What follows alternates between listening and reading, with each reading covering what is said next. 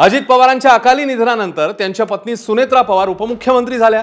राष्ट्रवादीची धुराई त्यांच्याकडे आली।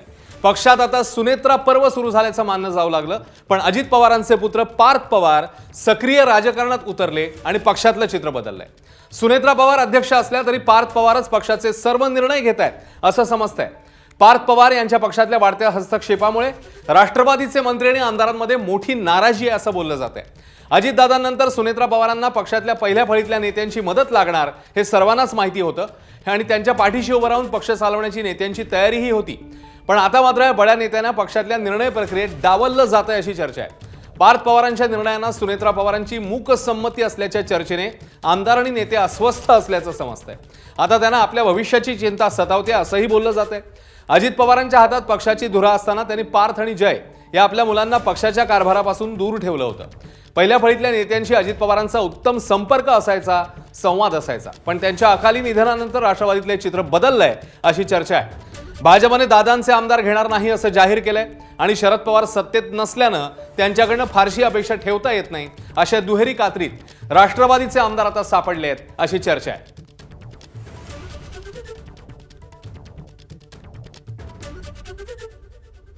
तर सुनेत्रा पवार राष्ट्रवादीचे अध्यक्ष असल्या तरी पार्थ पवारांचे वर्चस्व वाढतंय अशी चर्चा का होतीये, त्याची कारणं काय आहेत जाणून घेऊया। कारण क्रमांक 1, निवडणूक आयोगाला पहिलं पत्र। तटकरे आणि पटेलांचा आयोगाकडचा पत्रव्यवहार रद्द करण्याची पक्षाकडनं विनंती झाली होती। ही बातमी आली आणि एकच खळबळ उडाली। कारण क्रमांक 2, निवडणूक आयोगाला दुसरं पत्र। प्रफुल्ल पटेल राष्ट्रीय कार्याध्यक्ष आणि तटकरे सरचिटणीस नसल्याचं या पत्रातनं समोर आलं आणि ही कुजबूज आणखी वाढल्याचं पाहायला मिळालं। कारण क्रमांक 3, पक्षाची सूत्र पवार घराण्याकडेच केंद्रित झाली आहेत का असा प्रश्न विचारला जाऊ लागला। याचं कारण आयोगाच्या पत्रात पार्थ पवार खासदार आणि राष्ट्रीय सरचिटणीस असल्याचा उल्लेख होता। जय पवार खजिनदार, राष्ट्रीय सचिव, शिस्तपालन समितीचे प्रमुख असल्याचाही उल्लेख पाहायला मिळाला।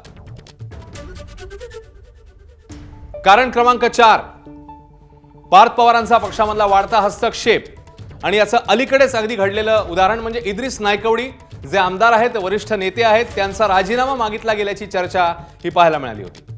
थेट खात्यात हस्तक्षेप केल्यानं अनेक मंत्री पक्षाचे नाराज आहेत अशी ही चर्चा आहे। उत्तर महाराष्ट्रातल्या मंत्र्याकडे तर थेट बदल्यांच्या फाईल्स मागवल्याची ही चर्चा समोर आली आहे। एका बड्या नेत्याकडे पक्षनिधी करता 25 कोटींची मागणी केली आहे पार्थ पवारांनी अशी ही चर्चा समोर येते। तर विधान परिषद आमदार किंवा पक्षातल्या पदांचा निर्णय पार्थ यांच्या मनानुसारच होतोय अशी ही चर्चा राजकीय वर्तुळामध्ये जोरात सुरू आहे। कारण क्रमांक 5, पक्ष नेतृत्वाची बोटचेपी भूमिका मग यामध्ये आहे का? नाशिक जिल्ह्यात राष्ट्रवादीचे एकूण 7 आमदार आहेत, पण कुंभमेळ्याच्या 25,000 कोटींच्या कामापैकी एकही काम कार्यकर्त्याला मिळालं नाहीये, त्यामुळे नाराजी आहे। सिन्नरचे आमदार माणिकराव कोकाटेंच्या प्रश्नाला सुनेत्रा पवार यांनी बगल दिल्याचं बोललं जात आहे। तर अर्थ खातं मिळत नसल्याचं सांगत सुनेत्रा यांनी स्वतःच दुःख मांडलं अशी ही चर्चा आहे। आपल्या बाजूने नेतृत्व उभं राहत नसल्याची तटकरेंनी बैठकीत खदखद व्यक्त केली होती। काहीच दिवसांपूर्वी ही बातमी समोर आल्यानंतर पुन्हा एकदा राजकीय वर्तुळामध्ये चर्चांना उधाण आले।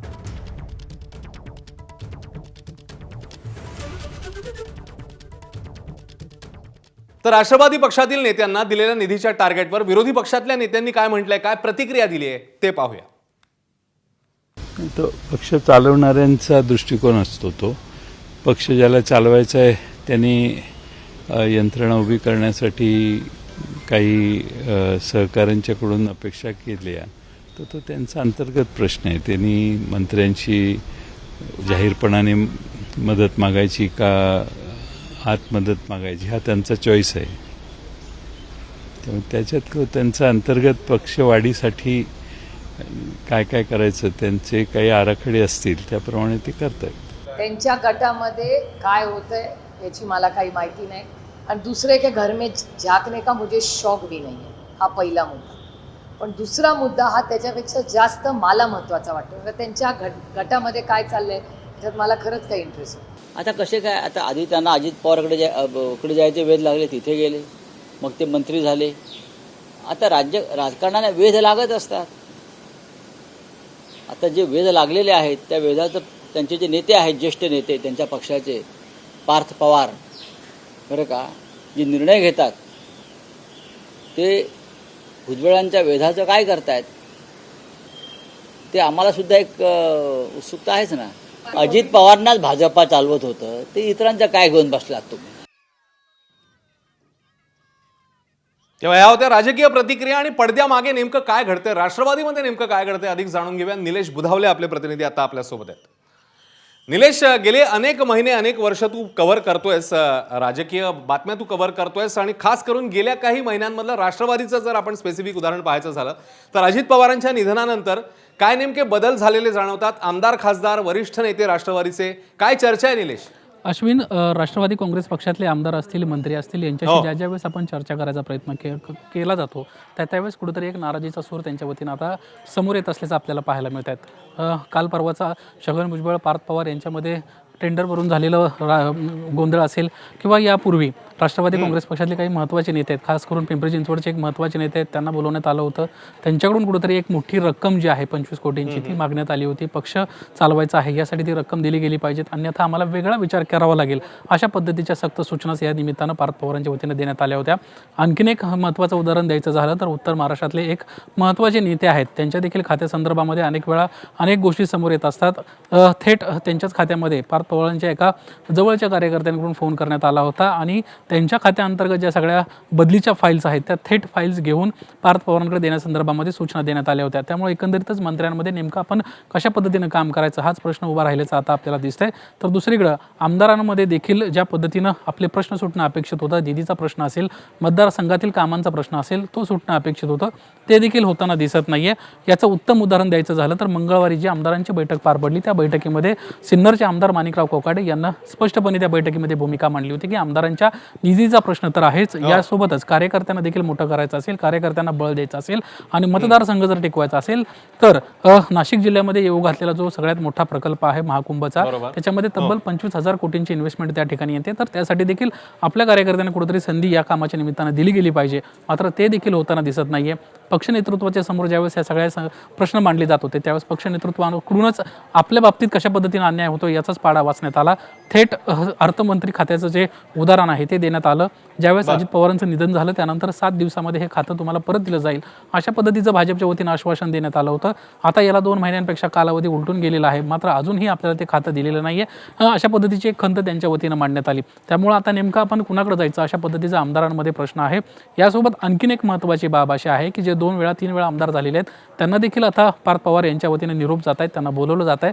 आणि अजित पवार यांना ज्यावेळेस विधानसभा निवडणुकीच्या वेळी मोठ्या घोषणा केल्या होत्या, कोणत्या आमदारांना किती कोटींची कामं दिली याची जाहीर वाच्यता त्यांना त्या मतदारसंघांमध्ये जाऊन केली होती. त्या संदर्भातले डॉक्युमेंट्स अजित पवारांना दाखवले होते. त्याच्याच आधारे किती निधी तुम्हाला दिला गेलेला आहे आणि पक्षासाठी तुम्ही किती निधी देणार आहात अशा पद्धतीची थेट मागणी करण्यात येते.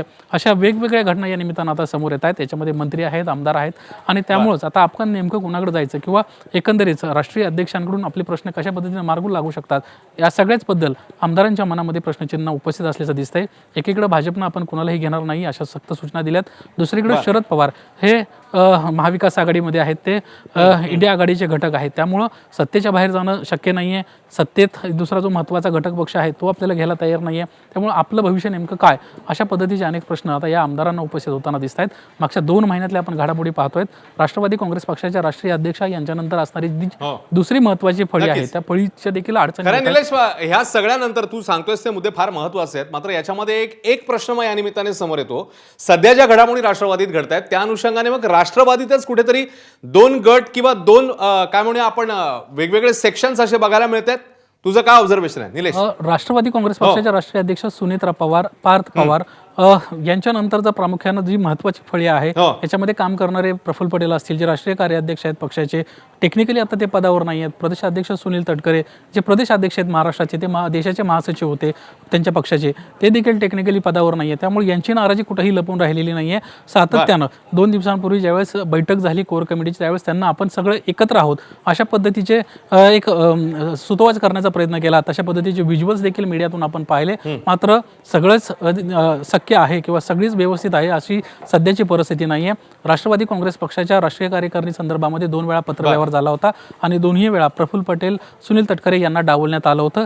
आता 2 महिन्यांपेक्षा जास्त कालावधी उलटून गेलेला आहे. अद्याप ही यादी जी आहे ही अपडेट केली आहे की नाही या संदर्भात कुठल्याही प्रकारची सुतवाच करण्यात आलेली नाही आहेत किंवा स्पष्टता देखील देण्यात आलेली नाही आहे. ज्यावेळेस ही घटना समोर आली त्या रात्री सुनेत्रा पवारांना ट्विट करून माहिती दिली की आम्ही लवकर हे अपडेट करू. मात्र आता 2 महिन्यांपेक्षा कालावधी उलटून गेलेला आहे. कुठल्याही प्रकारची हालचाल झालेली नाही आहे. त्यामुळे प्रफुल्ल पटेल यांचं राष्ट्रीय कार्याध्यक्षपद मुळात ते पदावर आहेत का? सुनील तटकरे जे प्रदेशाध्यक्ष खरं आहे निलेश, तसं तू सांगतोयस त्यामुळे येणाऱ्या गेल्या काही काळातल्या खास करून ज्या घडामोडी घडत आहेत त्या अनुषंगाने मग पक्षामध्ये कुठेतरी खरंच 2 गट पडलेत का असं चर्चा सुरू आहे किंवा तसं तर्कवितर्क जे करण्यात येत आहेत तर त्यालाच कुठेतरी या गोष्टी ज्या आहेत त्या खतपाणी घालताना बघायला मिळतात. आणि एकीकडे ही सगळ्या निर्णय प्रक्रियेतला पार्थ पवारांचं वाढतं वर्चस्व किंवा त्यांचा वाढता सहभाग अशी ही चर्चा आहे ती देखील समोर येते. निलेश, धन्यवाद या माहितीबद्दल. बघूया आता येणाऱ्या काळामध्ये हे राजकारण नेमकं काय कलाटणी घेतं. तर तुर्तास एबीपी माझाचा हा एक्सक्लुझिव्ह रिपोर्ट आपण समोर आणलेला आहे. राष्ट्रवादीत सुनेत्रा पवार अध्यक्ष झाल्यावर पार्थ पवारांचं वर्चस्व वाढतंय अशी चर्चा आहे. निर्णय प्रक्रियेत देखील पार्थ पवार हेच प्रामुख्याने भूमिका बजावत आहेत असंही बोललं जात आहे. त्यामुळे ज्येष्ठ नेत्यांना डावललं जाण्याची भावना आहे अशी माहिती आहे.